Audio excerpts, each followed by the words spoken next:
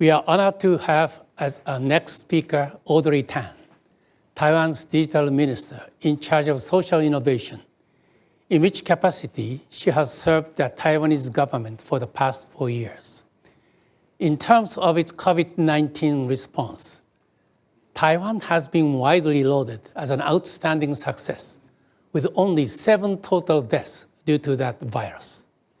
In containing the virus, Minister Tang's digital measures have been considered key. Taiwan was able to harness technology developed by civic hackers to show the availability of medical masks at the pharmacies, as well as enforce quarantines upon entry into Taiwan by offering an alternative to a hotel, staying at home with phones put into a digital quarantine. Taiwan was also able to implement a creative kind of contact tracing that preserved anonymity, but still allowed citizens to be contactable, called real contact.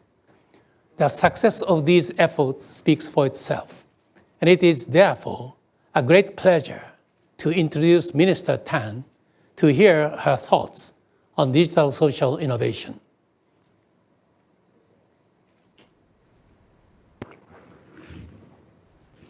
Hello. Really nice to be here virtually. And now that we have, I think, more than 1.5 meters of physical distance, I'll take this mask off and begin the sharing. Digital social innovation really is the key in the Taiwan model, countering not only the pandemic, which we succeeded with no lockdown, but also the infodemic, which we succeeded with no takedowns.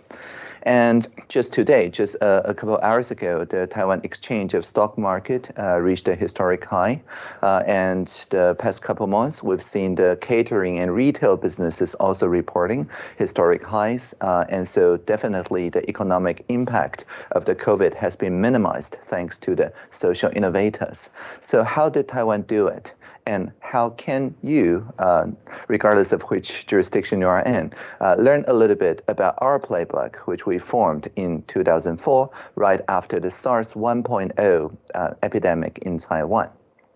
Well, there's 3 pillars in the Taiwan model of social innovation, and they're called fast, fair, and fun. The fast part concerns collective intelligence. We have broadband as a human right in Taiwan. Everybody have 10 megabits per second, regardless of how high a mountain they're in, or whether they're in a remote island or rural areas. If you don't have 10 megabits per second for just $16 per month, it's my fault personally. That coupled with the freedom of speech and the social sector maintained Reddit equivalent, the PTT, means that people are eager to report any advance warnings of SARS.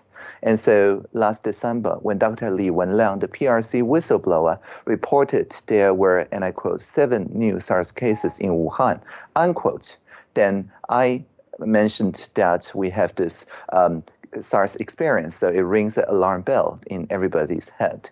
And so we not only send an email to the World Health Organization asking for a clarification, but without getting a reply, started health inspections for flight passengers coming in from Wuhan, because there's a lot of upvotes, a lot of people on PTT that triage the information from Dr. Li Wenliang, which saved all of the Taiwanese, and so that it is as legit as it could be.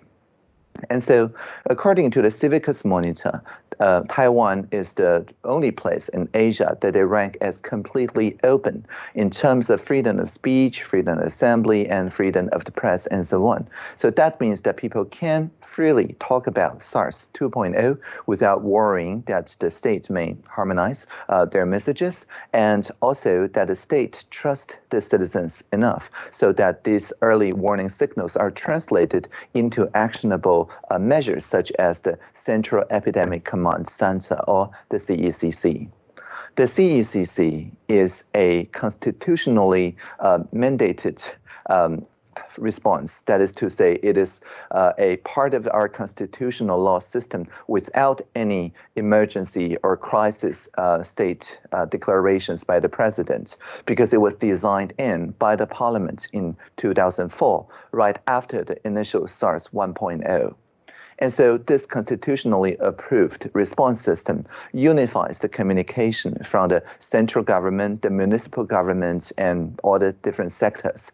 Every 2 p.m. during the height of the pandemic this time, everybody just watched the live stream or the podcast or whatever form, the radio and so on, of the CECC press conferences where the Quint, the 5 medical officers, share the latest developments and answer all the questions from all the journalists.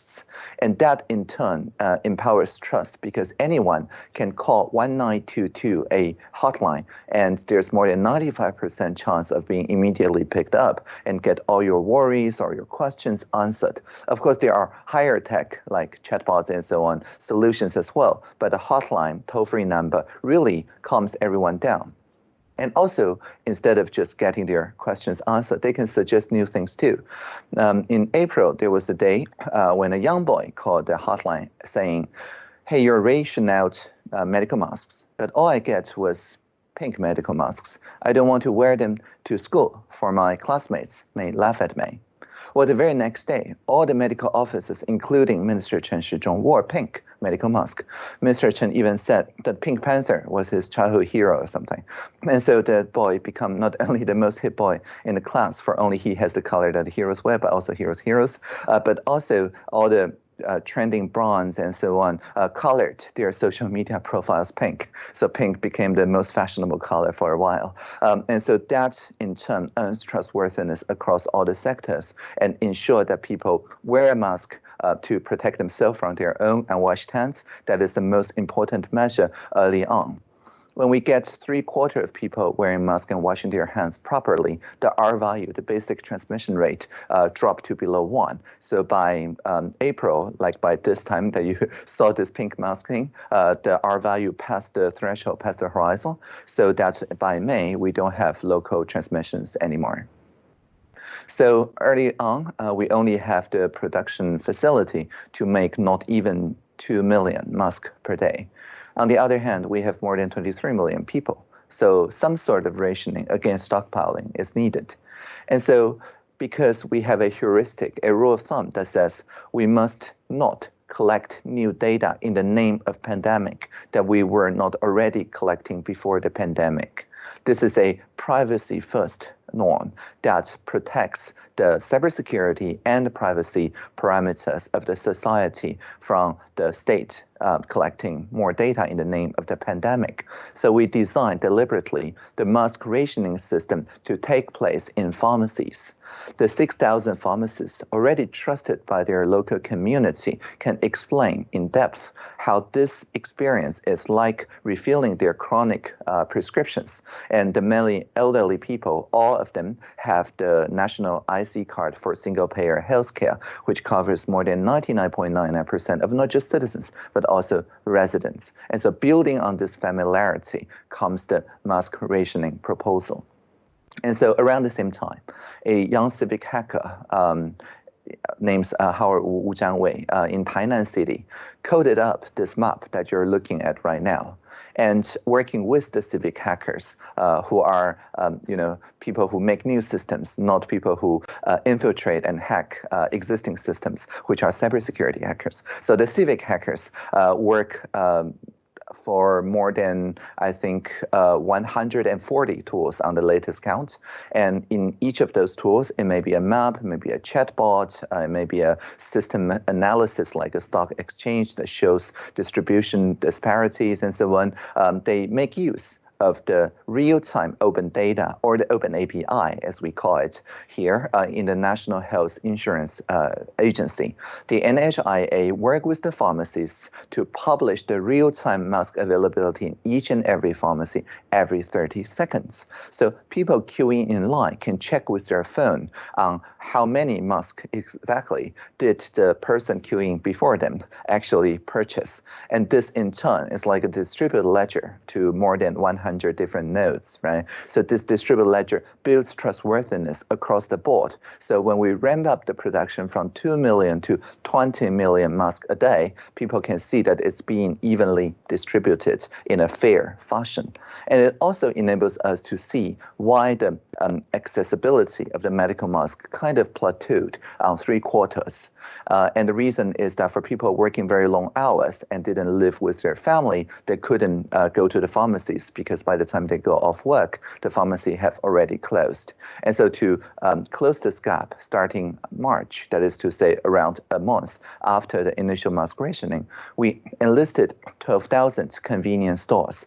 And so the economic sector work with the social sector, civic hackers, as well as the public sector people, the GovTech people. Together, we quadrupled the distribution points of medical masks, and people can pre-order using an app or using a kiosk and pick it up a week or so later in the nearby convenience store, which opens 24 hours a day. So you can see our Premier Su Zhenchang smiling quite happily because that was the day that we started the mask rationing in the convenience stores. And altogether, this reached more than 95% of the population of the medical mask with proper appropriate usage instructions.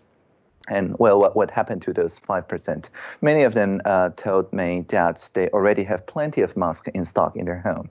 And so they asked me to implement a new function, which we call the eMask 4.0, which says that they can dedicate the rationing that they did not collect for international humanitarian aid. And indeed, our foreign ministry did work on it, and we did implement that function. So to date, more than 7 million medical masks were dedicated by more than 700,000 people, citizens and residents, toward international humanitarian aid. And so that is the fair part. It's not just domestic, it's also international. And finally, while there is nothing fun about COVID, making sure that people can stay calm and collected during the pandemic instead of buying in to conspiracy theories is also very important. And we have a special term for that. It's called humor over rumor. For you see, joy has a higher R value than rage.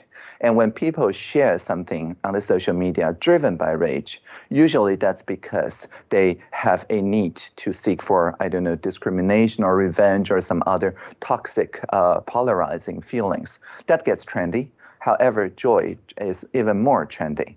So, for example, also around April, there was a popular rumor that said, and I quote, "We're ramping up the medical mask production, and all the tissue paper materials are being confiscated by the state to make masks, so we'll run out of tissue paper soon," unquote. And this, of course, travels on outrage, and people went out and panic buy.